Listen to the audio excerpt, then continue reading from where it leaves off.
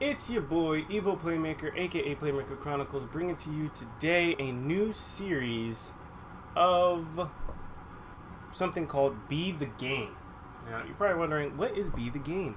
I will get more into that later on in the video. So, just to put out first, tomorrow, which is the 15th, I will be playing the alpha of For Honor. As you can see in this gameplay, this is what For Honor looks like. This is some other gameplay that other people have already played, but I will have the honor to play For Honor. And I'll be playing that tomorrow. I will not be streaming it, sadly, but I will post a video as soon as I can, as much as I can, as many videos as I possibly can, to really understand what is happening in that game. Now, on to the series called Be the Game. Now, this new series is going to be hopefully a community-driven series. Now, I can't stress enough, I need the keyword community to be pushed out to as many people as possible. Now, I know everybody has had that one wish that they have ever had in any video game. They wish, well, at least, especially for me, they wish that they could be the character in the game. They could be the person that was inside of the game, doing all the motions, getting the kills, saving the day, and winning and beating the game. Now, I know for me, I definitely have had this dream. I've had this dream for a very long time. Even prefacing that as to why you should listen, I have enrolled myself, and I will be going to Full Sail University. I will be going there for game development, and I will eventually get my master's in game development. Now, I'm using this as a stepping stone to create a game where we are the character. That is the one and pretty much only job goal that I really want after college. That is what I want to start. So I'm possibly even going to start a Kickstarter while I'm in college to see if I can start raising funds to really get this ball on the road.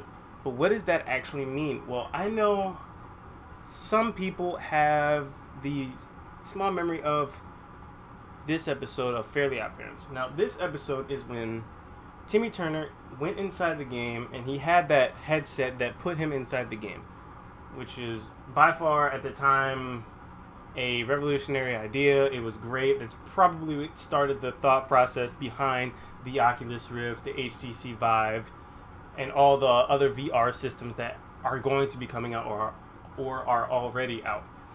Now, I know that the VR systems have been considered the next step of gaming. I do believe that they are the next step.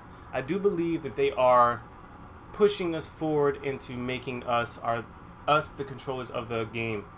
And that is a well-known theme. But as of right now, I know lots of people can agree because lots of people don't actually have VR sets because that requires an expensive computer, and the product itself is generally around $700 to $800, maybe a little bit less, or possibly a little bit more to get an even better version. And that's just not doing it for absolutely everybody. Now, to go even further in the steps of us understanding what we wanted for us to become the game, there has already been a process done. If you've never heard of it, if you've never been there, never seen it, I implore you to go. I have not gone yet. I will be going later on this year, and I'll be definitely putting up a video or two of me there having fun there. It's called The Void. This is The Void. It is pretty much closer, much closer than what VR has done right now. They have made some weaponry kind of things that you can see through your goggles, and they have an environment that are all like censored out, so the goggles pick up what they want you to see as if they're putting your eyes in the games as you are a first person view and looking at it. They have some cool effects. They have some not air cannons, but they have like some air mists that portray like either the heat of a candle or the weight of the air inside the room, or just like those old 4D roller coasters that had them along the feet so they could feel like mice is going across your feet, things of that nature. Now, that is definitely a step, but I want to go even further and put us inside of like a suit or something, and definitely have the goggles part there because obviously I can't pop up a dragon randomly out of nowhere in the real world. So augmented reality is definitely going to be a key factor to doing this. Now, this idea to me is going to be crucial in my progression. I definitely want to have some community help. I'll be making chapters on this section of the video. They will all be called Be the Game, hashtag 1, 2, 3, 4, 5, 6, 7, 8, etc., etc. This is just the prologue because I want to get it out there. I want people to understand that it is trying to be done, but I just need some help on getting it done. I am not a one-man show. I will not be able to do it by myself. So please, as we come to the end of this video, please like, favorite, and subscribe.